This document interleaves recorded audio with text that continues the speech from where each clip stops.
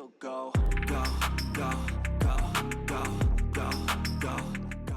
Knudsen, What's going on, this Tursky? is three guys talking golf. Me and you, as usual, the co-host of the show. And we got basically co-host number three, the GOAT photographer, the godfather of golf equipment, what's in the bag photos, Greg Moore. Greg, welcome back to the show. Thank you. Good to be back. Good to see both of you. It's been a while since I've seen you, Andrew. I know. You've been out on tour without me, and I've been out on tour without you. All right, we can tag team those little tournaments with small fields. Yeah, right. Yeah, so I was out in the Bahamas solo, little range shortened, and I guess you were out at the PNC Championship. It's not called the Father Son. I think it's just called the PNC Championship, but you were out there solo. So you need to get some word from on the ground. What was it like out there? Tiger and Charlie. QBE and PNC. Oh yeah, QBE as well. Yep. I left you hanging on the Florida swing. That's all right. Well, how was it? Obviously, Tiger didn't play in the Hero, so I didn't get a what's the bag update there, but you got one. Yeah. He didn't play in the Thursday Pro-Am, and they blew the weather horn at 11 o'clock. And I mean, it was lightning for an hour. Then it started raining. Then it was like, I'm watching my phone light up with tornado warnings. I'm like, oh, great. Where you want to be, somewhere that tornadoes are going to roll through. But he rolled in Friday morning. Joe LaCava rolled to the putting green. Joe and I do our little dance, pleasantries. How are you doing? Haven't seen you in a while. And then, he's giving me this look. And I go, Joe, you know what I want. I haven't shot the bag. The PGA Championship. So, let's get it going. He goes, well, I got to wait and see. We might go straight to the range. And so like 5 minutes go by and he's checking the bag and I said, Joe, I could have been done. It take me 2 minutes. Come on. I said, Joe, I can be done. He goes, okay. So, I'm slamming out real quick and I finish and we talk for like 3 more minutes before Tiger and Charlie walk out. And I go, see, I told you I would get it done before it came out. So a little disappointed the new TaylorMade driver wasn't in there, but it didn't surprise me. Hasn't made the USGA approved list from what I've heard, just like the Callaway driver. It's approved, but they're waiting to debut it in Hawaii. So they don't put any of that out until usually about either a week before or sometimes the Monday of. So, we were able to sneak the Callaway driver in a little early. A little bit. You set the internet on fire with those photos. Well, at least most of the other Instagram accounts that were using the photo were tagging us. So, that's a good thing, I guess. I know that drives you crazy when people steal your photos with no credit. It fires me up too. It hurts. Yeah. GolfWRX. That's all. I'll send them a message. I'm like, hey, dude, you can use the photos. Just, tag GolfWRX. Yeah. I could care less if I get tagged. That doesn't bother me at all. So yeah, we're getting better with that, as they should. But that was the first time we did in-hand photos of Tiger's clubs since the PGA Championship, and I noticed he did make a couple head and weight adjustments. I think that was probably back when he switched into the Ventus, was when he kind of changed that head weight and moved. He used to have the weight kind of in the draw position, like slightly draw biased, and then he moved it to neutral. Did you get a good look at that, Knudsen? I know you probably know more about the hosel and weight adjustments than I do.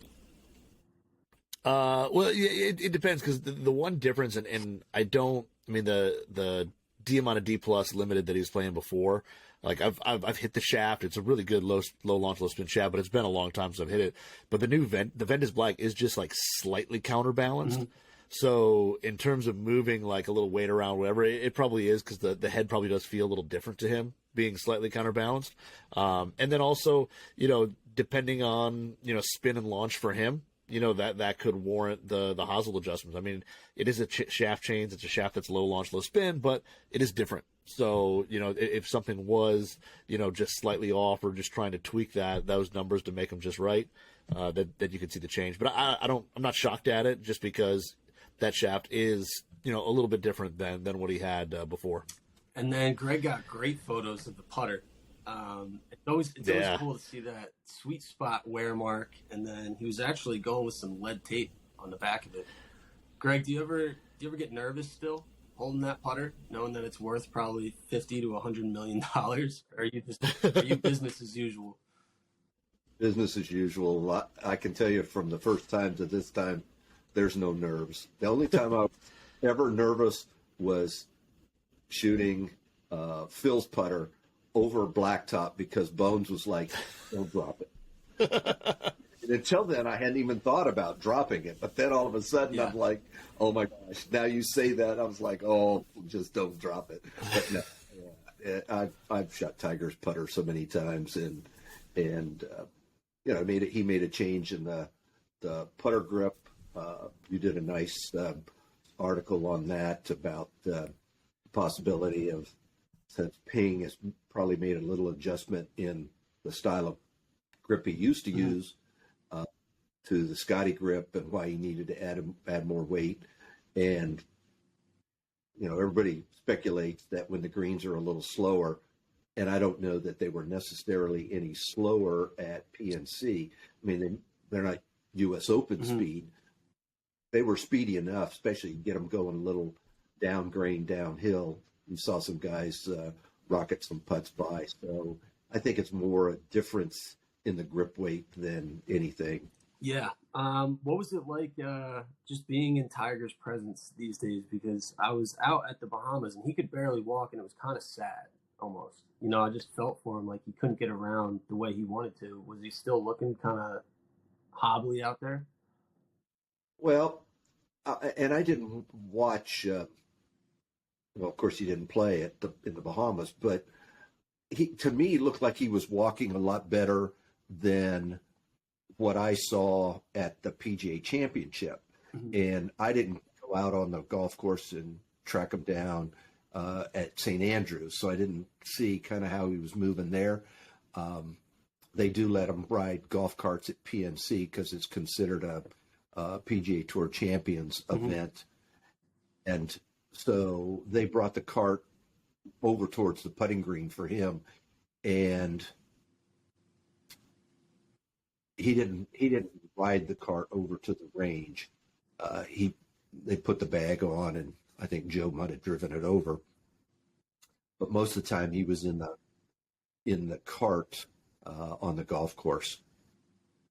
He seemed to be moving okay.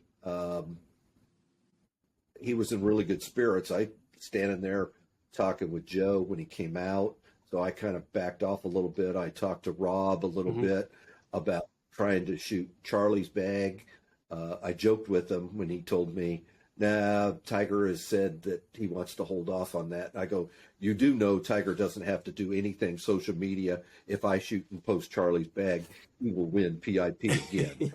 And Bob laughed. He goes, "Yeah, you're probably right, but we're still not shooting it." And so then Charlie came out and putted. There were a bunch of other media people, mostly writers, hanging around. I tried to sneak a few drive-by photos of Charlie's bag, but Rob was kind of giving me the evil eye a little bit. I know a couple of pictures showed up, but from positions I didn't get to and take them. But they putted. Tiger did his normal routine of kind of putting around different holes on the putting green. Again, he's still limping, but it didn't look as bad as when he was limping at the PGA Championship, and I thought he really, really looked bad there. Can you kind of explain who Rob is to Tiger? He's one of those faces that everyone sees like on TV, but no one really knows who he is. Actual title might be. He kind of runs interference for Tiger. Anybody that tries to get to Tiger has pretty much got to go through him. So he's out there wherever Tiger's going all the time.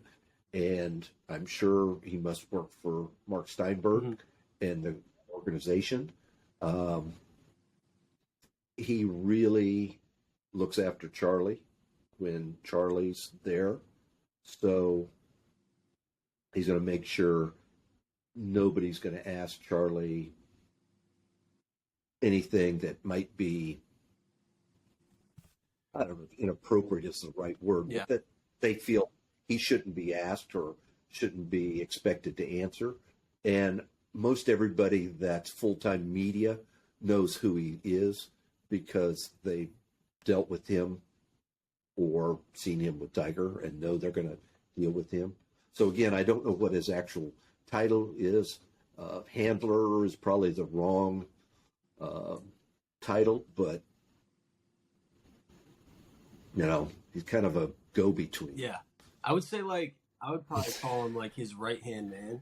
I know they go way back, and I know Rob and him have played a bunch throughout the years, and Rob's a really good player as well. I think he was probably helping him with his swing there for a little bit, and then obviously everything with the media and, like you said, with Charlie, just make sure everything goes smoothly out there. That's kind of his role. He definitely works with Charlie and his swing because last year when Tiger was doing his presser, Charlie was out hitting balls and Rob was working with him. Charlie was working a little bit on his swing early on before Friday's practice round, and Rob was telling him a couple things, and Charlie was practicing a couple drills and doing a couple things on the range, and Tiger pretty much just kind of lets that go and focuses on what he needs to do. I thought it was interesting, and I'm not saying that Charlie didn't injure his foot when he was on the range, but he was limping on the putting green when he walked to the range. So, because I commented to somebody, I was like, well, Tiger's limping with his right foot and Charlie's limping with his left. And it's not like mirror images here, and it was pretty pronounced. And at first I thought, well, maybe it's because he's got a new pair of shoes on, he's worn a blister or something like that.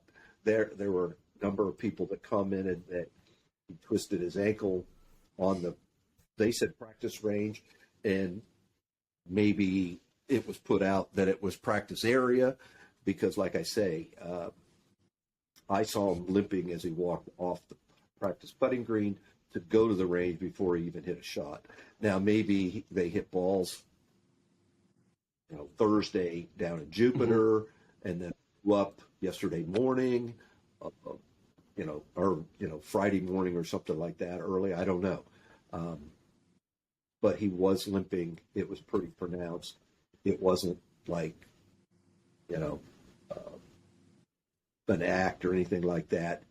He was limping right away. So, it was kind of, you could tell it in his swing. It was tough for him to get over on that left side because it had to be hurting. Especially with the limp and just like how similar they look and they act in general. It's like scary how spitting of an image Charlie is to Tiger. Yeah. Like their mannerisms, the way they tee the ball up, the way they like rub their nose. Everything is so identical. You can just see how much time they spend together, especially on the golf course. Especially since the TV has taken so much effort to document that and show them side by side. I know. It's like, oh my gosh. So at the PNC, is it a little different, or like I guess the PNC and even other tournaments where the PGA Tour, like you walk out there, and I've walked out there with you. I've been fortunate enough to be out there on the range with you, and everybody knows who you are. I mean, doing a what's in the bag is like it's just like, yeah, come on over, boom, it's done, off you go. Is it different there because like you know with Charlie? I mean, he's got an intermediate person, but then he's got.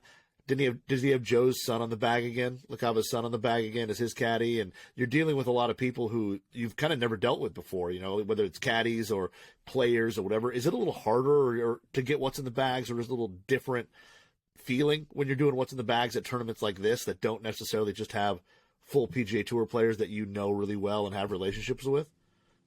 Not so much that in that regard. I mean, Joe Jr., I've met him. He knows that if Joe's letting me shoot Tiger's bag, then there's no issue.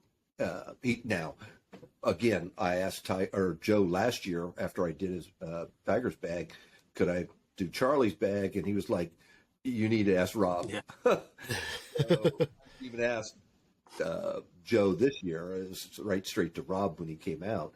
The hard part, like at QBE and PNC, is the bags are on carts for pro-ams. Well, at QBE they were. At PNC, well, yeah, they were all of them on carts. So once they get their bag on the cart, it's kind of hard to then try and do what's in the bag. QBE, the players there stuck to their practice routine, got out there early. So the ones that putted first, I'd ask them, take the bag off the cart, shoot it real quick, put it back on the cart, and then they'd hit balls and go. At PNC, man, it was like a Champions Tour event. The players showed up about 25 minutes before their tee time. John Daly never hit a ball, never hit a putt. Some of them hit a few balls. Tiger did at least show up early, practice putt, and went to the range, hit some bunker shots, some chip shots. So he was more into his normal routine. But when they finish, the caddies take the clubs and put them in the bag room, and they disappear. They go eat lunch. They hang out for, I really was hoping if there hadn't been bad weather on Thursday, that I would have been able to get some more what's in the bags. I had a 6:30 flight out Friday evening, and I stayed as long as I could. It was taking 5 hours and 20 minutes for these pro-ams, like 6 of them. And so that's the only downside is tracking down the bags in a convenient time to be able to do it. Yeah. There's a few players that I know I'm not going to get. Trevino, Lehman, those guys, they're old school. They kind of don't, you say, is it okay if I shoot a what's in the bag? And they kind of look at you like you have a third eye in the middle of your forehead. They have no clue that anybody wants to know what they have in the bag. So it's, and then again, some of them, like I say, once they finish, just go in and eat lunch and hang out, and they don't take it quite as serious as hitting balls. So it just that's what makes it tough is spend, I got there at 6:30 in the morning on Thursday, and same thing on Friday, and waiting for guys to show up early. So I felt really fortunate that I got VJ and Cass because they played in the Pro-Am on Thursday, but they weren't in the Friday Pro-Am. So they were just going to practice. They were really the only ones that came out. And I got Nelly on Thursday, and I don't even remember who else I got. So, got everybody that I would have loved to have gotten more. So it is what I think it the is. 3 toughest situations for us to do our jobs are, 1, golf bags on carts. That makes it really tough because you're not going to be like, hey, can I take your entire bag off the cart so I can go through it and take photos? 2 is wind, because guys won't actually have the staff bags like standing up. They'll just be laying on the ground, which just makes it difficult as well because it's like you don't want to start picking their bag up. And then 3, rain. Like when they have the rain covers on the bag, it's basically over. I mean, we might as well go home at that point Because like you don't want to get their clubs and grips all wet and ruin everything. So it's like they got to keep the covers on. So yeah, I would say in my order it would be rain, then carts, and then wind, because if I see their bag and it's down, then I'll still ask them and I'll pick it up and shoot it and then just lay it down. And even if it's somebody's bag that's standing up and I'm questioning, is this bag going to stay up? Because I just done handling clubs. Yeah. So if it blows down, are they going to blame That's me? My fear. So a lot of times I don't want to pick it up and down, fall down. And then I'll let them know. I go, hey, I laid your bag down because I was afraid the wind would blow it over. And they're like, oh, yeah, thanks, man. I appreciate that. I'm doing it to CYA, but I'm making them sound like I'm helping them out. Exactly. Okay, so I definitely want to get into some like year-end wrap-up, like who's favorites, all that. But we have some pretty big news from the Masters that came down. So apparently all the LIV guys who qualify to get an invite have been invited to the Masters. Huge news. 16. The golf world was waiting on this decision, and now it's here. So what's your guys' takeaways on it? Great. Brian. All right. I kind of understand it. I think a little bit of it, especially first year. This is the first year that the Masters is happening after LIV is formed. The guys, kind of went over, and kind of how like the U.S. Open. They kind of said, hey, people qualified.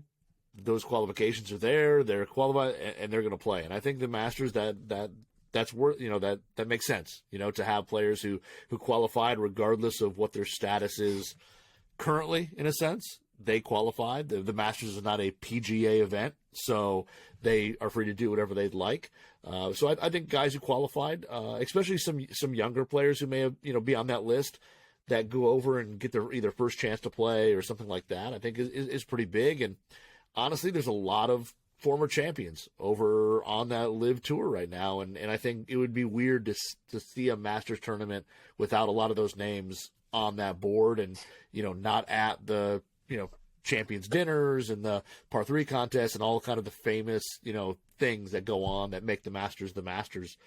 So I'm not shocked by it. And I think if I think deep down about it, I'm kind of excited that some of those guys will be back on TV for that event because you're just used to those faces being there every year. Greg? Yeah, I think they qualified. They deserve to be there. And it'll be interesting because the Masters really controls the crowds from the point of they pretty much don't let the chuckleheads yell whatever they want, or they kick them out and take their ticket away from them. Yeah. It'll be interesting to see if somebody's stupid enough to say something. But I think they qualified under the Masters rules for qualification, so they deserve to be there, and that's fair. And then going forward, we'll see how those qualifications. I don't think the Masters will change their qualifications, but with world ranking points and stuff like that, if there are not changes made, some guys might get bounced out. And then we'll see where it goes after that. I can't wait to see how these players interact with each other.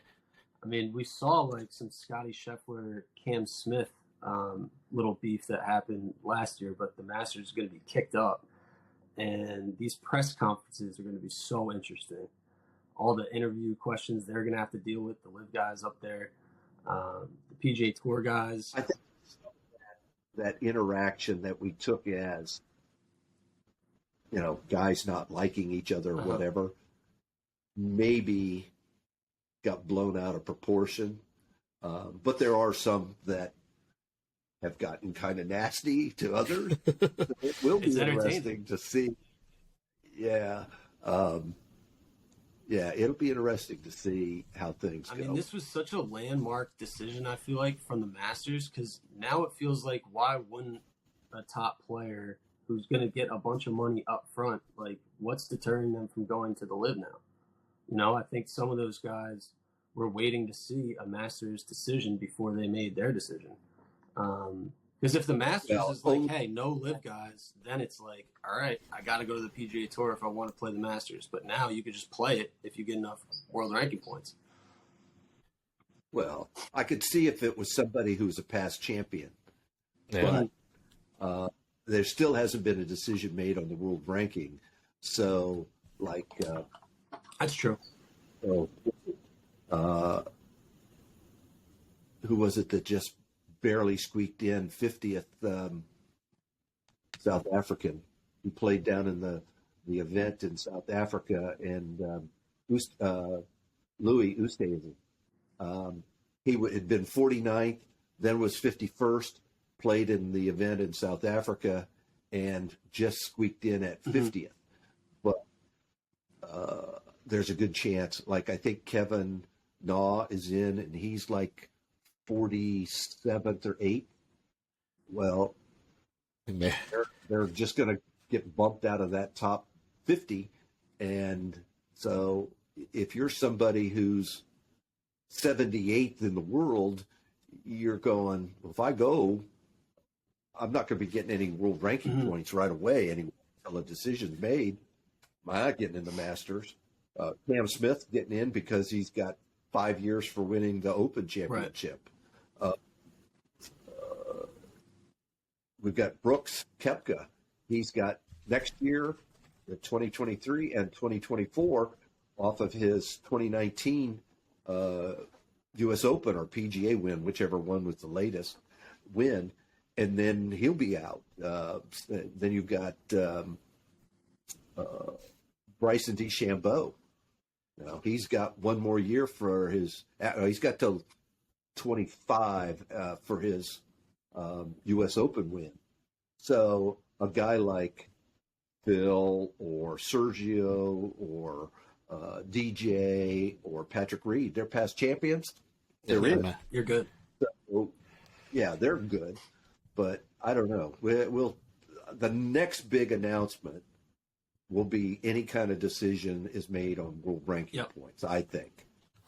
Then you might see some other guys go, but until world rankings, I don't know. We'll wait and see. They do claim they've got like 5 or 6 more guys that are jumping, so who knows? Yeah, I don't want to start spreading rumors, but is that what you're hearing? Are you hearing that, like, 5 to 6 more big type names are going to go over to live?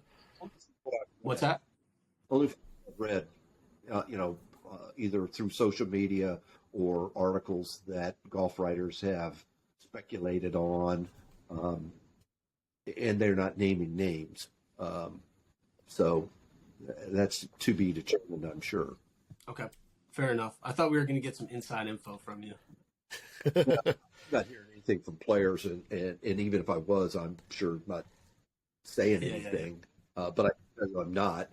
From what I've heard, 2024 Live is going to have 60 players, not 48. So they plan to continue to enlarge their tournaments.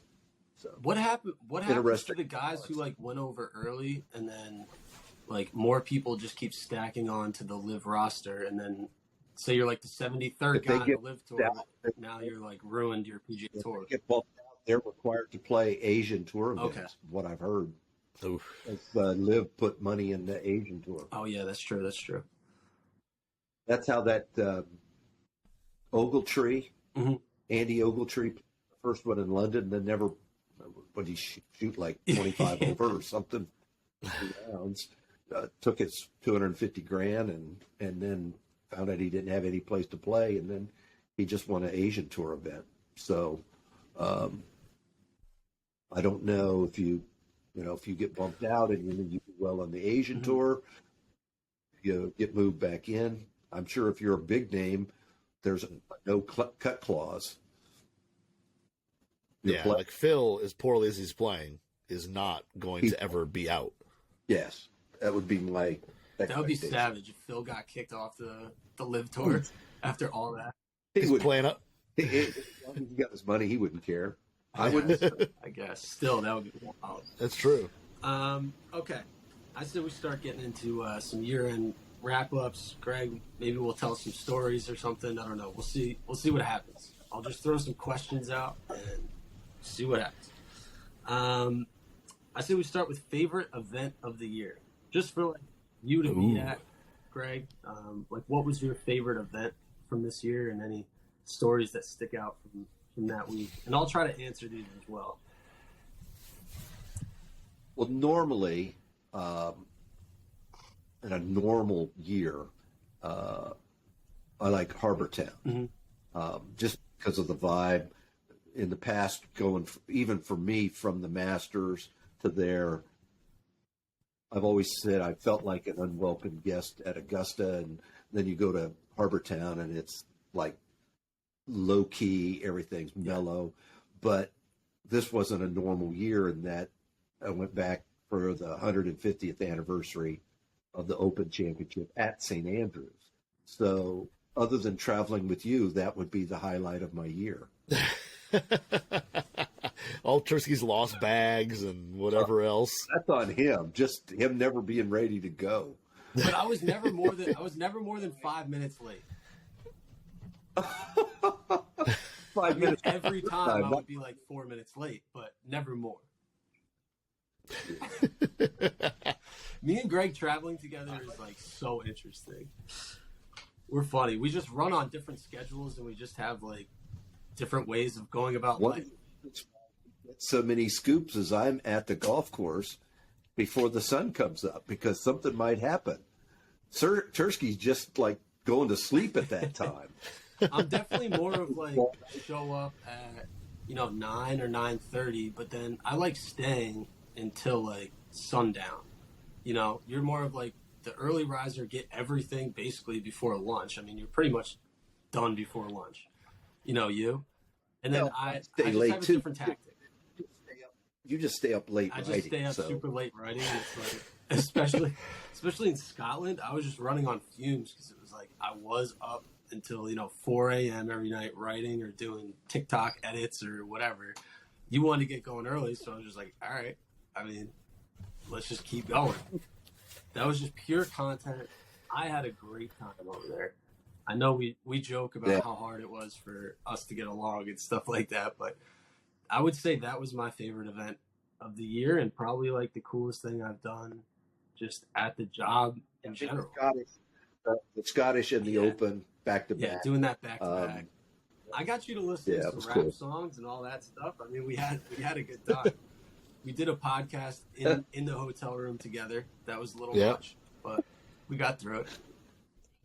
Yep. That and then also put stickers on a cardboard police officer cutout, and that was kind of amazing. Somebody actually just got a brand new Titleist driver out of that too. I mean, he did indeed. I shipped that to him, so that was definitely interesting. Yeah, that was special. Just the town of St. Andrews, like being there. Like dealing with the parking even was kind of fun. we were trying to get Wi-Fi so bad, because you have to pay through this like system. You can't just put money into a meter. It's like through this app, but we couldn't get the app downloaded. So we're talking to all these locals trying to get Wi-Fi and figure out the parking system. And I don't know, it was a mess, but it was such a fun mess. Where did you get a ticket for the parking? Yeah. I did get a ticket for the parking. I'm once again surprised. 10 days in Scotland. That's my third time of 10 days in Scotland, and no tickets for driving. Yeah, I go one time, ticket immediately. Exactly. All right. What's the next question? What's that? What's the next question? Well, I guess Knudsen didn't answer. You've been to what? Two? Yeah. You went to what? 2 events or just 1 event this year? I went to 2. I went to the American Express and the Rocket. So those are the 2 I went to. Very different. Very, very, very different. Those 2. In terms of like, I guess what was my favorite event? I mean, it's tough because the American Express was cool because it was you and I got to hang out and we were there. And was that like the first? Were you officially working for WRX yet, or were you not? I don't remember. That was my first event. Okay, that was your first event, yeah. Because I remember there was like, I think when we saw each other the day before, it was like the ink. I don't know if it was dried yet on you coming back over or whatever. Like it was like a little weird. But that was a blast. We had to hang out there. But then, the Rocket, you got to come down to the old basement and hang out and, root through all my golf junk here. So, I'll go with the American Express. It was just, it wasn't in my hometown. So it was fun to get out and do some stuff. I think we were both at the Fujikura shaft launch for the new TR Blues. So that was a great time. Ink was still wet for the Fuji trip, especially. And Greg was there. I didn't. I'm gonna say I don't. We didn't run into each other at the Rocket, did we, Greg? No. I think we did see each other at the American Express. We hung out a little bit. I kind of walked around with you a little bit. So the Fuji dinner at American Express too. Oh yeah, that's right. Yep. We all met up at. Oh, that's right. Yeah. You both get there. So went, yeah, I'm going to American Express. Well, wait a minute. I saw you at Rocket because you played Sunday. Didn't you play Sunday at Dearborn Country Club with? Oh yeah. And that's right. Round and harassed Richard and Barney. So that's right. But we didn't really. That was about it though. Like we kind of saw each other and that was it. Like we really didn't see each other at the tournament or anything like that. So I'm gonna go with American Express still, just because it was away from my hometown and I got to see more of both of you gentlemen at that one. All right. Next question. We'll do Greg. What was your favorite What's in the Bag of the year to shoot? Like, what do you think was the best What's in the Bag? Oh, Spencer Levine. Yeah. That's oh the my right gosh. answer, I think. I mean, yeah. Wow. I mean, that just, how I don't. The only other strange one would have been that one time I shot Tom Lehman's bag his first year on the Champions Tour, and he didn't have a single iron in his bag that matched. But Spencer's bag was just pure, like, oh my gosh, what is this stuff? Straight out of just like a garage sale, almost. I mean, he's got the hammy putter, all sorts of old fairway woods. The hammy. Yeah, that was a fun one. Yeah, old Adams peanut hybrid and bag. All right, so you heard it here. The What's in the Bag of the year was Spencer Levine. For me, I would say my favorite to shoot. Obviously, I don't shoot as many What's in the Bags as Greg. Not nearly the same, probably 4%. My personal favorite was probably shooting the J.R. Smith What's in the Bag, which I think was in Delaware at the BMW, but he had that purple custom Bettinardi putter, and I didn't even know he was going to be playing in the event. So it was like, oh, there's J.R. Smith. Oh, there's J.R. Smith's bag. Then I take the putter off, and I'm like, J.R. Smith just has the coolest Bettinardi putter ever. Okay, this is awesome. And then I did Bernhard Langer's What's in the Bag at the Charles Schwab Champions event, and kind of like you were talking about, he just has a mix and match iron setup with all sorts of prototypes. Everything's different, so that was really cool. Knudsen, what was your favorite What's in the Bag to peruse this year? So my favorite one, or the one that like just jumps out, and the funny thing is that you mentioned Tom Lehman, and I know you didn't get a full What's in the Bag at the PNC, Greg, but if I was looking, we were posting something on social for one of the editors, and I was looking at the photos you did get, which were a little farther away, but like you zoomed in to get like some shots of the bag. He had some really interesting like 5 and maybe 6 iron that were like 2009 tailor-made tour preferred TPs that the badge was like not the same. Like the badge, when you zoom in on it, says like tour burner instead of tour preferred. And I know the soles have like a little grind on them, whatever. And like, yeah, I would love to know more about those 2 little long irons in there that he has, but I will say my favorite one is Alan Morin, the PGA pro out of South Florida, who had all... Be a runner-up to Spencer, I think. Yeah, that bag had the RBZ3 wood. He had those, like, all those, 2011 rescues, all that. Like, his bag was wild from the sweet spot on his putter was as worn as any you'll ever see. Yep. One of those when this guy rolls up on the first tee to join you at the Muni and ask how much you want to play for it, you just go, no, I think I'll pass. Yeah, you hide your wallet when that guy rolls up that first tee. But like I said, Lehman had some interesting. Like I said, I just noticed him when I was looking at it today, actually, and I was like, ooh, I'm like, those are pretty interesting irons. So Lehman's got something interesting in his bag. At least he did at the PNC. All right, so me and Greg, when we're out there each week, we get a lot of scoops. We do a lot of talking. We break a lot of stories when it comes to equipment. Who's changing what, why. Greg, what would you say was your favorite scoop article interview that we did where we broke that story? What was the most exciting one for you? As far as a story or an interview, I think the one you did with Billy Horschel in Scotland. Oh yeah, it's pretty hilarious. Poor JT's photo bombing it, and yeah. That was pretty funny. I forgot about that. Those guys love playing along and stuff like that. They're really good, and he was. I don't know. Let Brian go with his. Think a little bit. What's your take? I mean, in terms of scoop, I guess I don't know if it was like breaking necessarily, but I love the whole thing with Maverick McNeely and how he's playing like half a set of Nikes, half a set of Callaways, the 11 iron that he had. That you got to talk to him about how he was like just super in depth with designing those clubs and making sure they're perfectly right and getting all the tiny details down to his specs. But that interview with him, just reading about how into it he was pretty cool. And to see like a guy who just can't get out of an old set and is getting close with these like custom, Apex MBs that he's like kind of helping design was pretty wild. And like, I mean, if you got an 11 iron in the bag, come on. How is that? That was awesome? a saga. I'll say that. Yeah. You had go ahead. Dylan Fratelli with his custom model. Oh yeah, that started it off.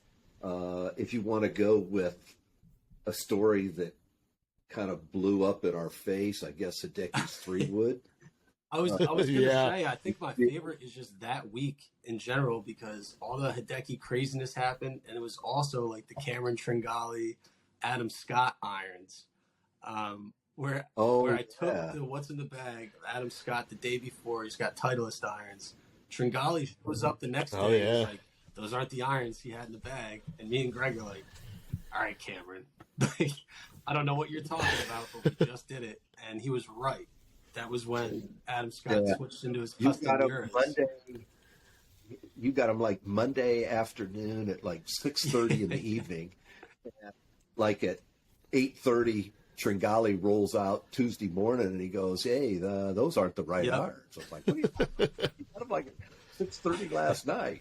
So then I tell Andrew, and like we're waiting for Adam has already gone out on the golf course. And I didn't see him before Cam said something. So I tell Andrew, then when he makes the turn, Andrew's chasing him like to number 12 or something. I just took off running. Scoop on the clubs, and then I was like, Andrew, you owe Tringali like a bottle of wine or something. So he ended up getting a nice bottle of tequila. So ended up making good on my dude. Bottle of tequila at Rocket Mortgage. Yep.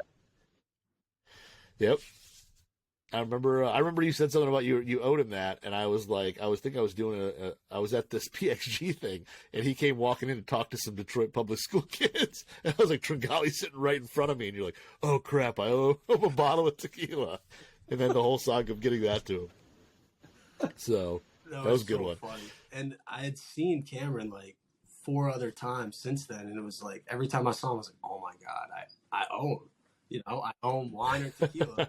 And then finally got it to him at the Rocket Mortgage. But yeah, that was a saga that just wouldn't end. It was so fun.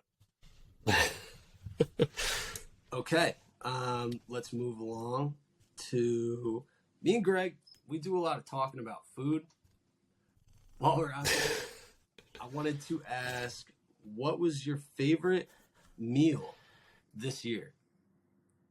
Like while you were out on the road, whether it's, the media center food or maybe a dinner that you got while you were at an event. Man, I know I'm not a foodie. I'll eat at Jersey Mike's 5 nights a week. I know. And normally, like you didn't come to Sanderson's, but normally Arnie Cunningham, who's a Super Stroke rep, we go to an Italian restaurant there, and we missed that. So, I guess go back to Scotland, that burger place or it wasn't a burger place, but that we ate in the same restaurant just because we felt like we could. Well, one, it was about the only place open near our hotel, and two, the food was somewhat American. Yeah. It's the only thing edible we could Yeah. find. Wow. I mean, normally I do BMW, and I did because they always have great food there. In the media center, I did Boise that week since it was a small field. You did that, so wow. I don't know. I honestly don't know. We keep saying we were going to do In-N-Out Burger, and we never did. Any of the times we were close to In-N-Out. I think we did In-N-Out in Vegas this year, like the first time around. I remember going to In-N-Out with you recently, like in the last. Not this year. We did it Pebble Beach last year. Pebble? Okay. Yeah. But I'm going for my top food, Memphis. Remember that day they had it was like the buffet catering out by the range? Oh, I just thought that barbecue was so good, and Memphis style barbecue definitely gets me. Yeah, for years, True Temper did that at FedEx, rendezvous on the range, pass out T-shirts. Then the tour was going to take it over and didn't do it for a couple of years. And then True Temper, I think, did it again this year for the first time in a while. So, yeah, that's always good. I'm going to go. I mean, mine wasn't at an official tour event, but I will say at a media event at PXG when they launched all their stuff in, I think it was, I don't remember what it was like March or something like that this year. There was Scottsdale National had a venison, venison, I don't know if it was called a fillet, but a venison chop or something like that. That I'm a big game guy. Like I love venison and elk and moose and all those things. And this was one of the best piece of game meat I've ever had in my life. So it was unbelievable. I mean, you're going to cut it with your fork. It was just, it had some glaze on it. It was absolutely phenomenal. So I'm going to go with that. Yeah, unfortunately, I don't get to taste a lot of local fare like you gentlemen do, but that was pretty amazing. New Orleans comes to mind as well. They did a little like crawfish cookout. Definitely sticks out. I'd like that. But that reminded me when you said that. Nuts. I'm not a bud bug guy. So yeah, that's me. That's me. That reminded me, Nuts. We did that chef's tasting menu one time at Scottsdale National. They got the best food there. What an experience it is. Every time eating there, they just have great food. I mean, I had a pretty darn good quesadilla while talking grips for 20 minutes with Kevin from The Office, Brian Baumgartner, talking about Where grips. else do you get that at the bar. Yeah, where else do you get that? So, but yeah, I want that venison chopping bad. Okay, so this is two guys talking golf. We got to go through our favorite, and I know Greg has been on the show too. I know that he listens to some shows because he'll chirp me about, oh, that was a terrible podcast, or what was that segment about, or I really like that. Sometimes he compliments. I have never said it was terrible. I said the banter gets a little stale. Don't call our banter stale. That's messed up. Okay, but we got to go through our favorite either podcast interview, podcast moment, or podcast in general, just some highlights that stick out to you guys from the show this year? Nuts. We'll start with you, bud. I think honestly, talking with Max Homa, that like 15-minute little interview that I got to do. You unfortunately weren't available at the time. I don't remember the scheduling thing, but whatever. I came on late. Yeah, you might have jumped on like the very end and got in like one or two questions, but just talking with him, I mean, what a just regular dude who's just insanely good at golf. But when you're talking to him and just like, you know, he's such a normal guy, and he doesn't, you know, like as much as you love Tiger and Phil and those super mega superstars, they are so programmed with every interview and every answer they give, and you just, I mean, before you ask the question, you know the answer you're going to get. And with him, it was just like kind of talking to a buddy and just saying like, hey man, like, well, you know, when you won, how was it? Da, da, da. And it was like, it was just really cool to see that side of, not see that side of him, but like get to talk to him and just kind of see that it wasn't just the PR programmed answers. It was, you know, he really was just like, you know, telling you how it was and how he felt. It was a pretty cool interview. I really liked that one. Greg? Oh yeah, Jason Gore. Oh yeah, that was so fun. He's a great dude. He's so nice. Yeah. Really is. And that's how he is all the time. I mean, I've known Jason for a long time, and done some stuff away from the tour with him, and he's not any different. I mean, he's the genuine guy, and that's why he's so well liked by all the guys out on tour. I mean, he gets along with everybody. I think he's in a great role right now, you know, where he can kind of have conversations with everyone. He can middleman to try to figure out what they want, help deliver, and ultimately like make the product better. I think he's going to really thrive in that role and really enjoy it. Yeah. Yep. But for my favorite moments, like podcast wise, I would say I have a bunch. Like obviously us in the Scotland hotel room. That's just, I mean, that's just a classic. Like, we're sharing the same microphone. We have one headphone between us. Just neither of us have slept or eaten a proper meal in 7 days. Like just a wild scene. I obviously enjoyed Scotty Scheffler, like fresh off winning the Masters. He's talking about mowing the lawn in his green jacket and eating ice cream while wearing it. I know people really enjoyed like me recounting when I had to sleep in the Austin airport waiting for the rental car. Yep. I thought that was just a funny podcast in general. There was a lot going on that week. And then recency bias, Larry Bobka. Having Larry on to tell some stories of literally designing Tiger's custom Titleist 681T irons. I mean, you just don't get that kind of stuff every day. That's truly the godfather of designing golf equipment. And then, you know, having Greg on. It's always fun having Greg on to tell some stories. How many airports have you slept in this year? What's That's that? what I want to know. How many airports have you had to sleep in this year? Honestly, I think the over-under on that is probably like higher than 3. Yeah, it's definitely at least 3. It's been way too many. And I had really bad travel luck this year. I was getting flights canceled, weather delays, rentals. You need to talk to your travel agent and slap her around a little bit. Unfortunately, I'm my own travel agent, so I only have me to blame. I knew that. So another great one that I kind of think flew under the radar in terms of really amazing interviews that I should go back and listen to, or podcast moments as well.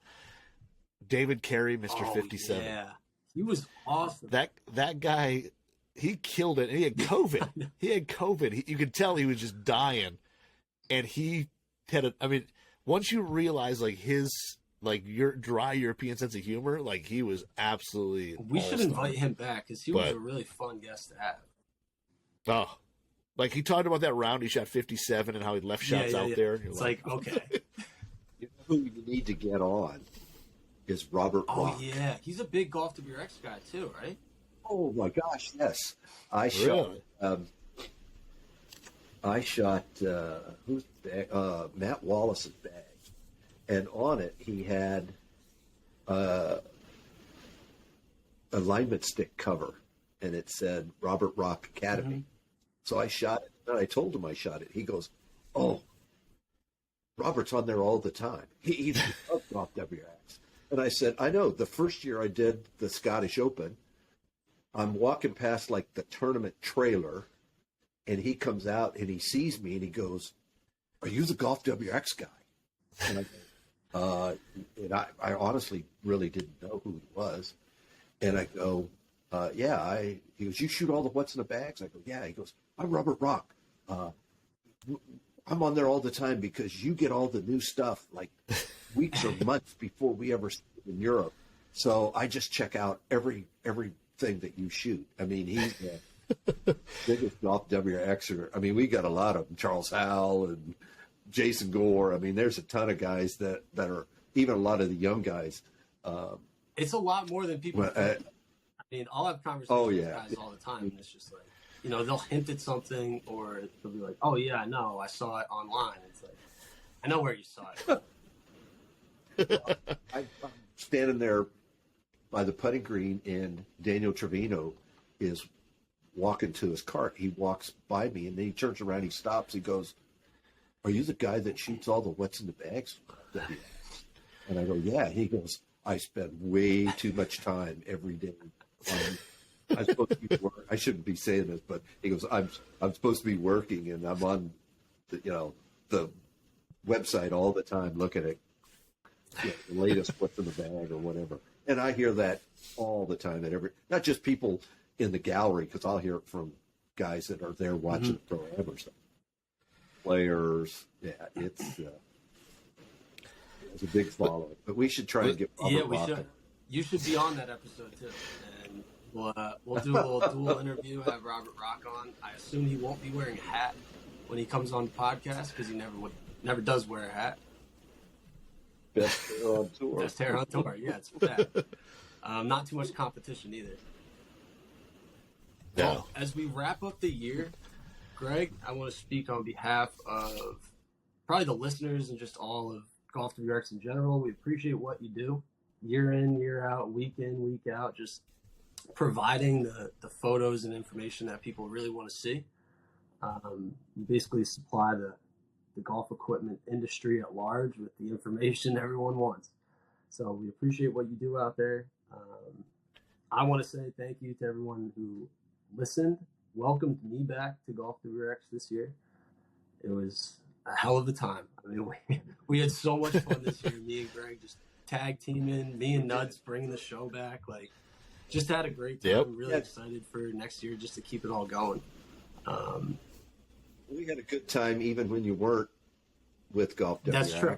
That's true. And I was on you about, you need to come back, you need to come back, you need to come back. There might have been some tampering there. I don't know. No, but me and Greg just always got along, and he's been like my older brother or father figure out there, just introducing me to the right people, like, correcting me when I'm wrong. Appreciate you, Greg. Yep. Thank you. I appreciate. I was super excited when I heard Tursky was coming back. I was, I was super excited for this to come back, for you to be back. I mean, I know what you do and all that, and your skill set is phenomenal. But I was selfishly excited for this to come back. And then, Greg. I mean, not all heroes wear capes, man. I mean, you are the blood of that whole, or the glue that holds a lot of Golf WRX members together, man. And there's a lot of stuff that people love your work. They love what you do, and we wouldn't be the same place without you. That is for sure, 100%. I want to do a quick thank shout you out, if I can. Absolutely. I want to do a quick shout out to my gunsmith, Chad Heckler from 5x5 Precision. Does all my gun work on my long range rifles. I know it's not golf, but when some people say I'm going to the range, I go to a different range. Yep. It's slightly different.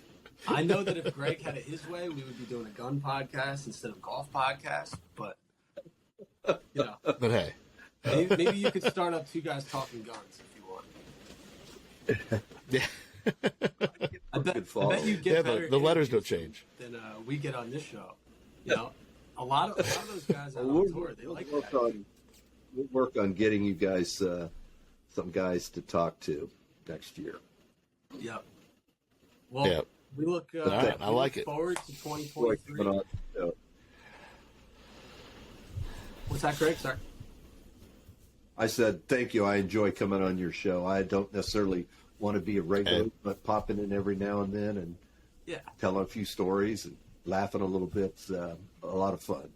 Exactly. You guys do a 3 good or job. 4 times a Yeah. year. We won't make you do this every week, but it's always a pleasure when you're on. Obviously, right. looking forward to 2023 and all that with this podcast and bringing you Yep. guys some fun guests and Yep. having Greg Yeah. on a little bit more. Adam. I'll try to pull his arm, but that was 2 guys talking golf for 2022. With you, express enjoy Maui. Yep. Yeah, I will be out in Maui, so we'll be live from the islands, and I'll see you soon, Greg. Yep. Take care. Nothing. That takes All us right, out buddy. for the year. 2 guys Right. talking golf 2022. We're out. Still go, go, go, go, go, go.